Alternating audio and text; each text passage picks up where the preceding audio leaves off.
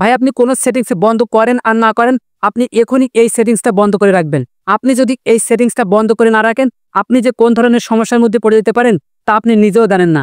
আপনি এখনই ভিডিওটা দেখে এই সেটিংসটা বন্ধ করে রাখুন। ওকে, সেটিংসটা ওপেন করে নেবেন। এরপর নিচের দিকে স্ক্রল করবেন। এরপর গুগল অপশনে ক্লিক করবেন। এরপর জিমেইলের উপর ক্লিক করবেন। এরপর গুগল অ্যাকাউন্ট এখানে ক্লিক করবেন। এরপর ডাটা প্রাইভেসি অপশনে ক্লিক করবেন। এরপর ওয়েব অ্যান্ড অ্যাপ অ্যাক্টিভিটি এখানে ক্লিক করবেন। এরপর নিচের দিকে স্ক্রল করবেন। এরপর ভিউ এল এই অপশনে ক্লিক করবেন।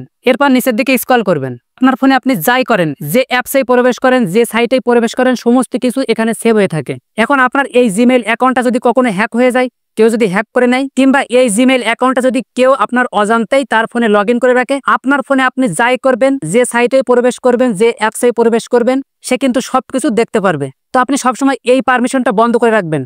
এটা যদি আপনি বন্ধ করে রাখেন, আপনার এই জিমেইল অ্যাকাউন্টটা যদি কখনো হ্যাক হয়ে যায়, তাহলে আপনার ফোনে আপনি কি করছেন, আপনার জিমেইলটা যে হ্যাক করে নেবে সে কিন্তু কখনো বুঝতে পারবে না বা দেখতেও পারবে না। তো আপনি এটা বন্ধ করে দেবেন। তো এটা বন্ধ করার জন্য আপনারা এখানে ক্লিক করবেন। এরপর নিচের দিকে স্ক্রল করবেন। এরপর টার্ন অফ এখানে ক্লিক করবেন। এরপর আবারও টার্ন অফ এখানে ক্লিক করবেন। এরপর কোন কোন সাইটের পারমিশন আপনার গুগল অ্যাকাউন্ট আর সেভ রাখতে পারবেন না, সেগুলো কিন্তু আপনি এখানে দেখতে পারবেন। তো এরপর আপনি গট ইট এখানে ক্লিক করবেন। এরপর আবারও গট ইট এখানে ক্লিক করবেন। তো এখন দেখেন পারমিশনটা কিন্তু বন্ধ হয়ে গেছে। তো এরপর থেকে আপনার এই গুগল অ্যাকাউন্টে আপনার ফোনে আপনি কি করছেন, কোন সাইটে প্রবেশ করছেন, আপনি ইমো, হোয়াটসঅ্যাপ, মেসেঞ্জারে কার সাথে কথা বলছেন, আর কখনো এই গুগল অ্যাকাউন্টটা সেভ থাকবে না। এর ফলে আপনার গুগল অ্যাকাউন্টটা যদি কখনো হ্যাক হয়ে যায়, সেক্ষেত্রেও কিন্তু আপনি সেভ থাকবেন। That's it.